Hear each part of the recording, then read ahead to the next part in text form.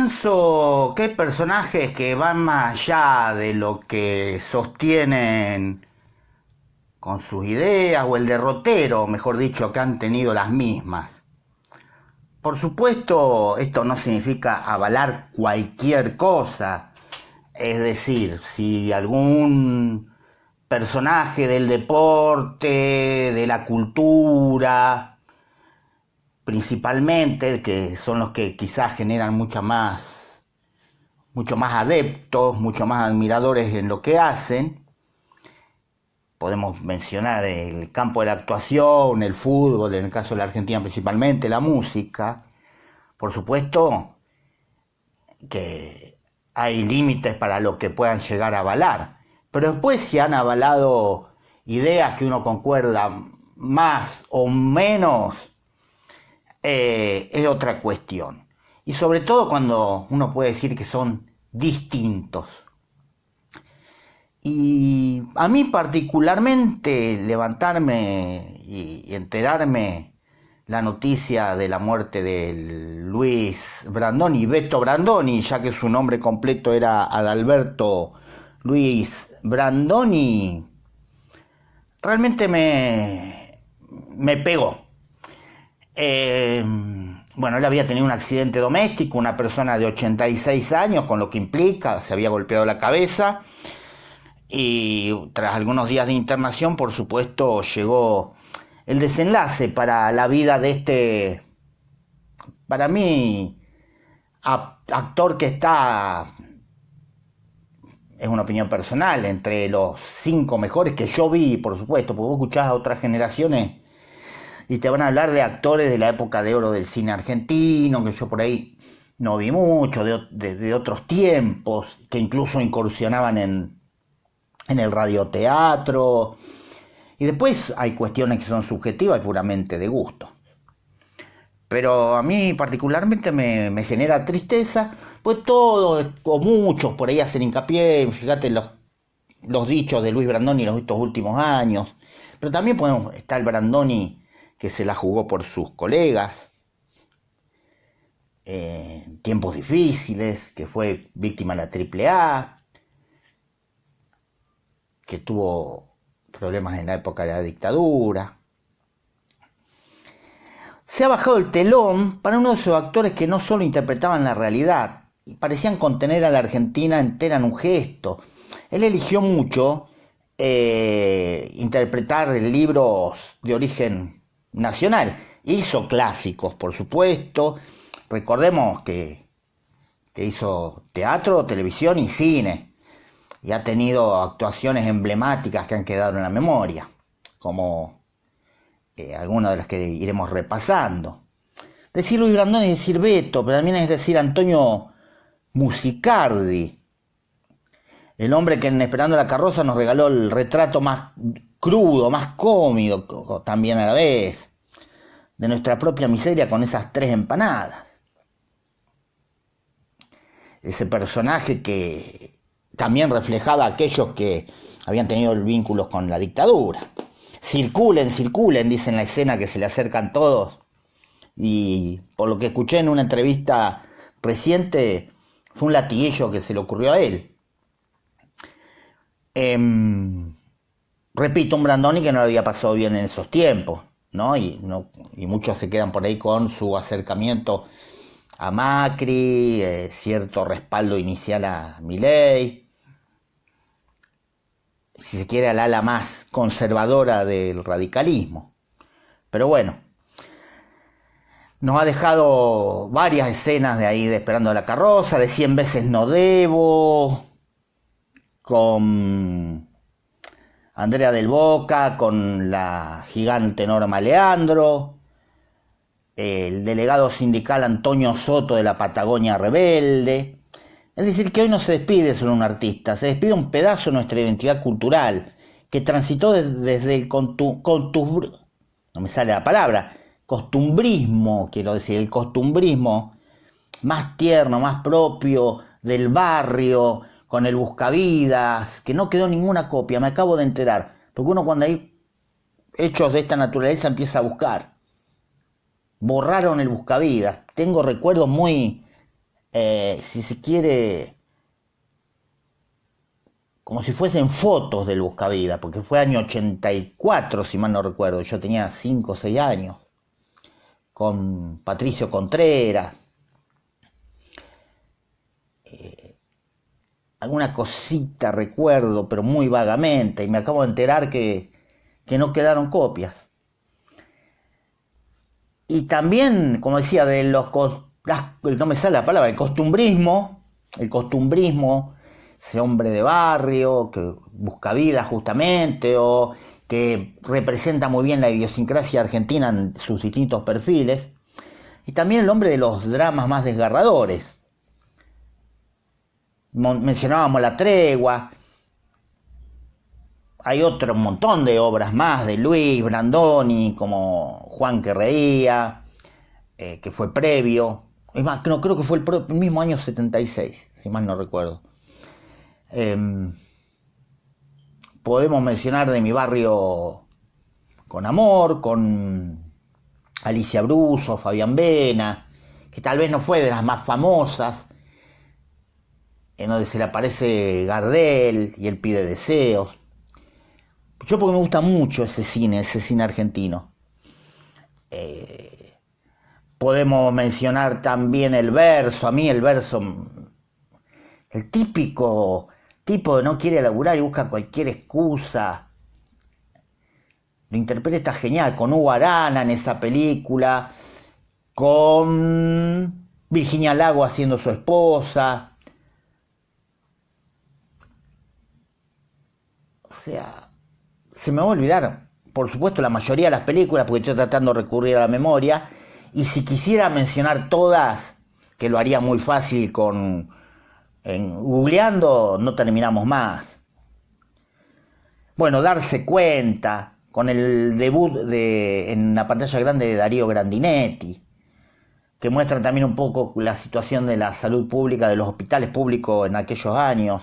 Fue post-dictadura, creo que fue la primera película post-dictadura, poniendo un medio mal con la fecha.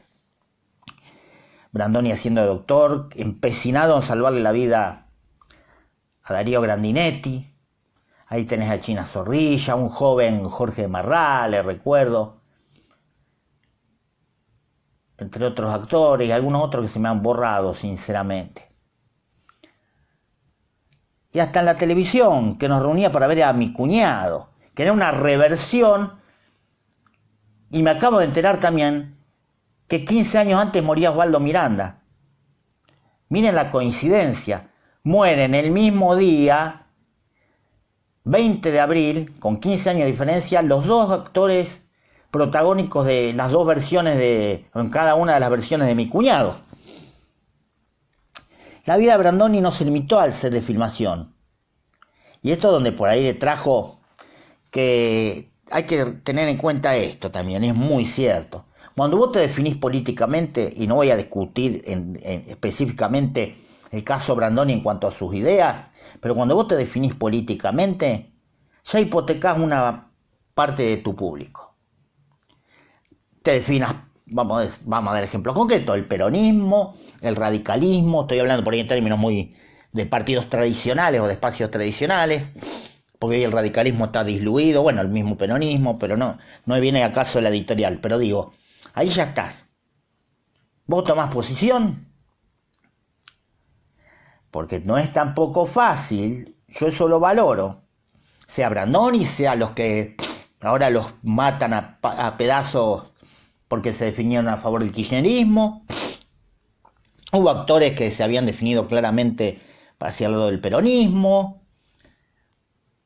Después hay de otras fuerzas, por supuesto, hay algunos de izquierda, como Norman Brisky, o en su momento Cacho Vidonde. Pero digo, vos te definís, ya una parte te va a decir, ah, bueno. Y Brandoni fue un hombre de convicciones, de esos que entendieron que el arte y el compromiso civil van de la mano. La militancia de la Asociación Argentina de Actores, un tiempo donde alzar la voz tenía su costo. Su lealtad a la Unión Cívica Radical, más allá del derrotero incluso del propio partido. Puso el cuerpo, enfrentó el exilio, listas negras. Siempre defendiendo la democracia, por supuesto. Quizás, como dije antes, estos 10 últimos años, desde un lugar mucho más conservador.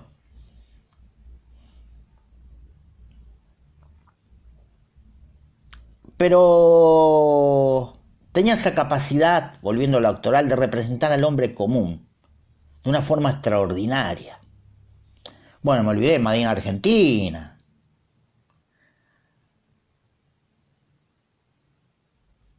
Ahí también con Norma Leandro, visitando en Lanús, que es la versión teatral, visitando a la Yoli y el Negro. Matrimonio también en la vida real, Leonor Manso y Patricio Contreras.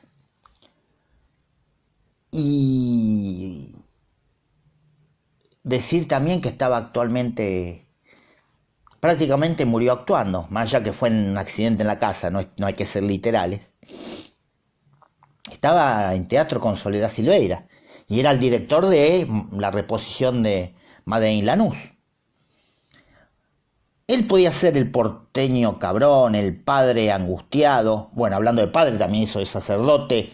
No me acuerdo ahora la serie, la telecomedia con Guillermo Francella. El militante apasionado, en donde el público se encontraba con él, digo, más allá de las opiniones en este último caso. Y me da bronca, pues seguramente cuando termines esta editorial me voy a olvidar un montón de genialidades de Brandoni. Que yo insisto con lo mismo, yo me quedo con eso de Brandoni. Para mí, de los actores, y lamentablemente lo estuve pensando estos días justo, de los actores que estaban vivos, para mí era el mejor. De los que habían quedado vivos, aclaro, antes que me salten con otros casos.